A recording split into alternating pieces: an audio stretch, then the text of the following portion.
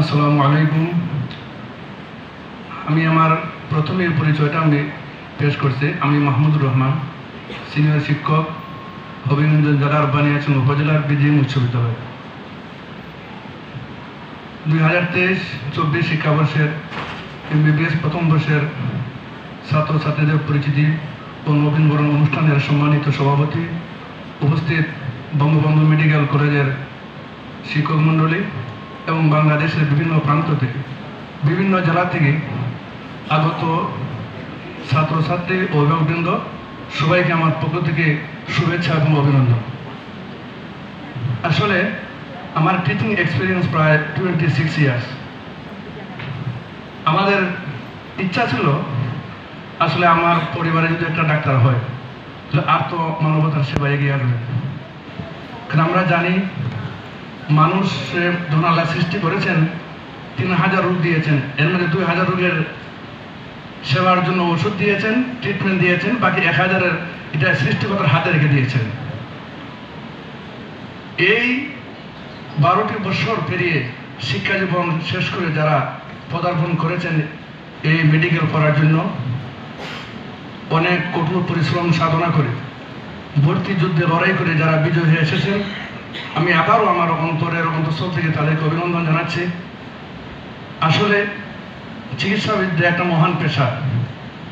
সেই পেশাটা মানুষের সেবার একটা উত্তম আদর্শ, একটা মহৎ পেশা এবং একটি সওয়াব, এটা পুণ্যের কাজ।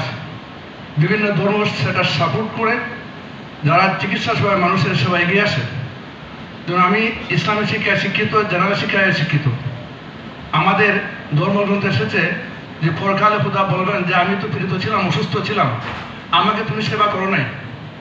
যদি আমাকে সেবা করতে তাহলে আজকে আমাকে পাইতে। তখন মানুষ বলবে যে আপনি তো জগতের প্রভু, সেই কাজ কি হয় করবো, আপনাকে সেবা করবো কেমন করে? তখন তিনি বলবেন যদি মানুষকে আর তো পীড়িত মানুষের সেবা করতে, মানুষের সেবার জন্য, মানুষের খেদমতের জন্য যদি তাদেরকে সেবা করতে, খেদমত করতে, আজকে আমাকে পাইতে, অর্থাৎ আমাকে সেবা করতে হইতো। এই জন্য এটা একটু সবের কাজ। খোদা বলেন যে তোমরা জগৎবাসীকে সেবা করো, জগৎবাসীর খেদমত করো, তাহলে আকাশবাসী তোমাকে সেবা করবে। এই জন্য যারা আছেন এই পেশায় আমি সবাইকে সশ্রদ্ধ অভিনন্দন।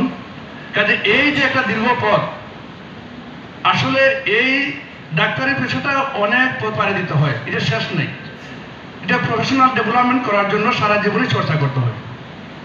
কারণ আপনারা যারা যুদ্ধ করেছেন, ভর্তি যুদ্ধ হয়ে আজকে তারা এই জায়গায় অবস্থান করেছেন, কেউ হয়তো মাইগ্রেশন করে এসেছেন, কেউ হয়তো এখানে সরাসরি এসেছেন বিভিন্ন জেলা থেকে। আমার মেয়েও রংপুরের নীলফামারীতে ছিল, আমি মাইগ্রেশন করে আমি হবিগঞ্জে আসে এখানে ফার্স্ট হয়ে দিয়েছিলাম। আসলে যারা যেখানে রিজিক আছে সে সেখানে আসতে হবে। আমাদের যদিও বৃহত্তর সিলেট জেলা, আমার হবিগঞ্জ জেলা, এখানে এসেছি। আপনারা সেই যুদ্ধে আশা করি জয়ী হবেন। আপনাদের ভবিষ্যৎ উজ্জ্বল করার জন্য আমি একজন গর্বিত পিতা। আমার সিলেট শিক্ষা বোর্ডের আমি যখন পরীক্ষা SSCর দায়িত্বে ছিলাম, তখন আমার মেয়েকে ফেব্রুয়ারির 22 তারিখ আমি গিয়েছিলাম নীলফামারীতে। এই দিন পরীক্ষা নিয়ন্ত্রক মহোদয় ছিলেন, তিনি বলছেন আপনার গর্বিত পিতা। আমরা দোয়া করি, হয়তো আমরা পারি না সেই সেবা দিতে, কিন্তু চিকিৎসাবিদ্যা যারা ডাক্তার হন তারা